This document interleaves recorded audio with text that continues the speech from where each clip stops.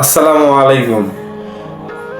এই যে আমার হাতে কলমটা দেখছেন, খুব সাধারণ তাই না? বাজার থেকে হয়তো 10-20 টাকায় কেনা।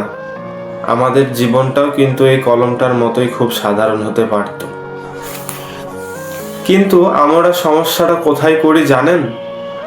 আমরা সব সময় অন্যের হাতে দামি ফাউন্টেন পেন্টারের দিকে তাকিয়ে থাকি। অন্যের দামি গাড়ি, বড় বাড়ি আর সোশ্যাল মিডিয়ার চাকচিক্য দেখে আমরা নিজেদের সাধারণ জীবনটাকে অভিশাপ দিতে শুরু করি।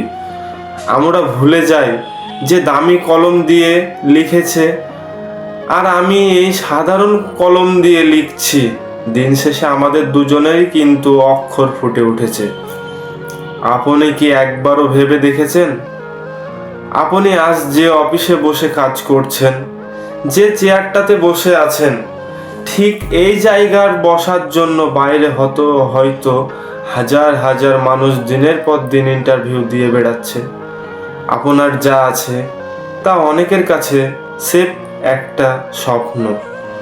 তাই অন্যের সাথে তুলনা করে নিজের শান্তি নষ্ট করবেন না।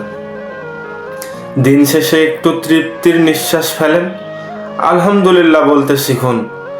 বিশ্বাস করুন, মনের শান্তিটা দামি জিনিসের নয়, নিজের ভেতরেই থাকে। অবশ্যই ভালো থাকবেন সবাই। আল্লাহ হাফেজ। আমার ভিডিওটা কেমন হলো আপনারা জানাবেন, আমাকে অবশ্যই সাপোর্ট করবেন আপনারা সবাই। আপনাদের ভালোবাসা আমি আরও অনেক দূরে এগিয়ে যেতে চাই। আসসালামু আলাইকুম ওয়া রাহমাতুল্লাহ।